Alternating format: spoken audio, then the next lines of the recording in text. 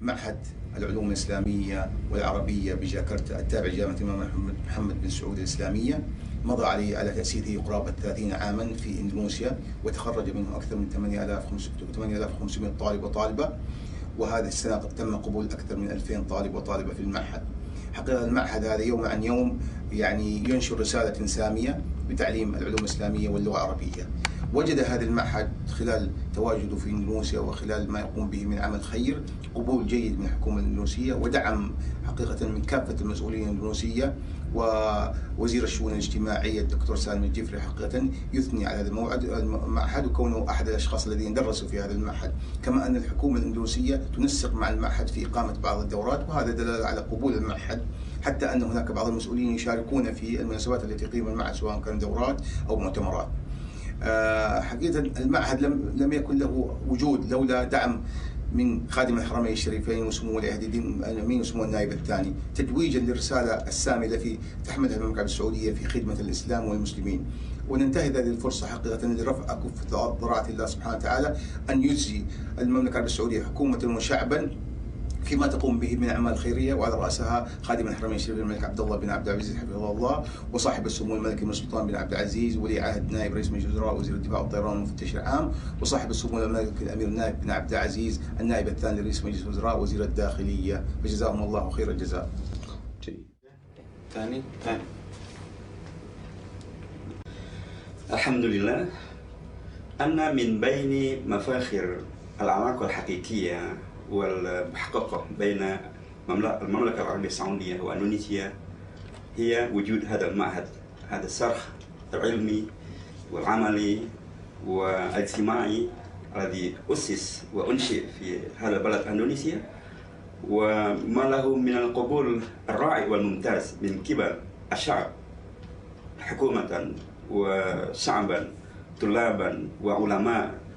في جميع مناطق إندونيسيا. أعتقد أنها فعلا مفاخر لابد نحن الشعب الإندونيسي أن نشكر الله على ذلك، وأن نشكر المملكة العربية السعودية طبعا بقيادتها الرشيدة خادم الحرمين الشريفين الملك عبد الله بن عبد العزيز آل سعود ووليه الأمين، ورئاسة جامعة الإمام محمد بن سعود التي منحها الله الحكمة العالية من أجل إنشاء هذا المعهد في إندونيسيا، ومن أجل تطويرها، ومن أجل كذلك فتح الفروع لهذا المعهد في 3 مدن الأخرى في إندونيسيا. أنا من بين الذين شهدوا بمدى فاعلية وإيجابية وجود هذا المعهد وخريجيه وأنشطته التي أقيمت في هذا المعهد من حيث نشر العلم الصحيح والحضارة الإسلامية الصحيحة واللغة العربية التي هي لغة القرآن، لغة أهل الجنة، لغة معظم المسلمين، معظم سكان إندونيسيا الذين هم مسلمون، وكذلك بإعداد الكوادر الجديدة لعلماء إندونيسيا وللمثقفين المسلمين الإندونيسيين، وكذلك لإعطاء البراهين بأنه بين الإسلام وبين العلم، بين الإسلام وبين العصر الحديث ليس هناك فاصل، وبين إندونيسيا والمملكة العربية ليس هناك فاصل سلبي، بل هذا المعهد صرخ وبرهان قوي وشاطئ بأن المملكة العربية السعودية ليست مثل الذي في أذهان بعض الناس بأن المملكة لا تهتم بقضية العلم ولا تهتم بقضية تقوية العلاقات مع إندونيسيا ولا تهتم بقضية الثقافة، بل وجود هذا المعهد دليل قوي وبرهان شاطئ بأن المملكة مع الحضارة ومع تقوية وتطوير العلاقة مع إندونيسيا ومع الشعب الإندونيسي. فجزا الله هذا المعهد وجميع القائمين في هذا المعهد وما وصل إليه من هذه النتائج الرائعة، وندعو الله المزيد من النجاحات في المراحل القادمة. بارك الله فيكم.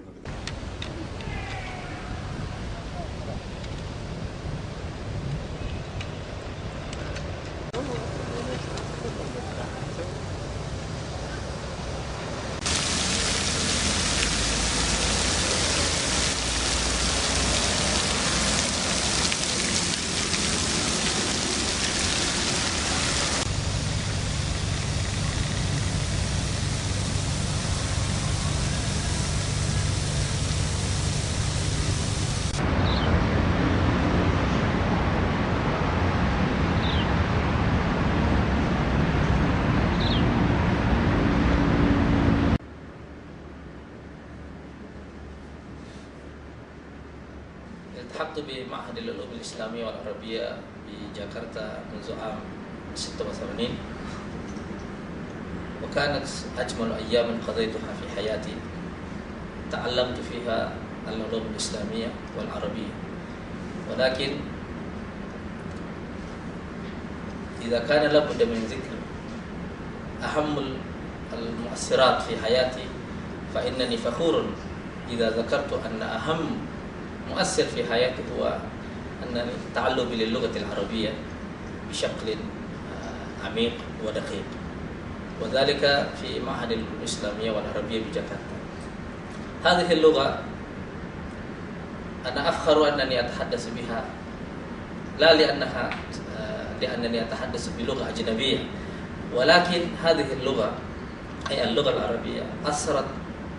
في نفسي تأثيرا عميقا في طريقتي في النظر إلى الأشياء، في تركيبة المنطقية، وفي أيضا ذوقي اللغوي بشكل عام. ولكن أثر هذا المعهد لا تجاوز أكثر من ذلك، بحيث أن هذا المعهد ليس فقط أنه قد نشر العلوم العربية والإسلامية في إندونيسيا، ولكنه أيضا خرج جيلا إسلاميا جديدا في هذا البلد الذي هو أكبر بلد إسلامي في العالم. والمعهد بدوره أيضا خرج جيلا كانوا شباب ولكنهم الآن صاروا قادة في البلد، ليس فقط في المجال العلوم الدينية والإسلامية، ولكن أيضا في المجالات السياسية والاجتماعية وغير ذلك. ولذلك أنا أعتقد أن هذا المعهد هو رمز للعلاقة الوطيدة بين إندونيسيا وبين المملكة العربية السعودية، بحيث أن العلاقة الثقافية بين البلدين تجاوز أكثر من مجرد علاقة رسمية، ولكنه أيضا في العلاقة الثنائية في تنشئة جيل جديد. صاروا الآن واحد من أقوى المؤثرات في مجرى التاريخ في إندونيسيا. فخريجي المعهد الآن انتشروا في جميع القطاعات المهمة في البلد، من ضمنها في برلمانات إندونيسيا، سواء في البرلمان الوطني أو في البرلمان المحلي. ووجودهم في القطاعات الحكومية أيضا والقطاعات الخاصة كان وجود بارز، بحيث أن تأثيرهم في المجالات التي يتعاملون فيها ويدخلون فيها واضح وملموس من جميع فئات الشعب. وصارت هناك الآن بحوث علمية عملت من قبل قامت بها عدد من الباحثين من جامعات أستراليا وأمريكا واليابان وألمانيا في الظاهرة السياسية والاجتماعية الجديدة في إندونيسيا، سواء في ظاهرة التدين الشعبي أو ظاهرة النهضة الإسلامية بشكل عام في إندونيسيا ونشوء الحركات الإسلامية في إندونيسيا. هذه الظاهرة أيضا واحد من مؤثراتها هي وجود معهد العلوم العربية والإسلامية بجاكرتا.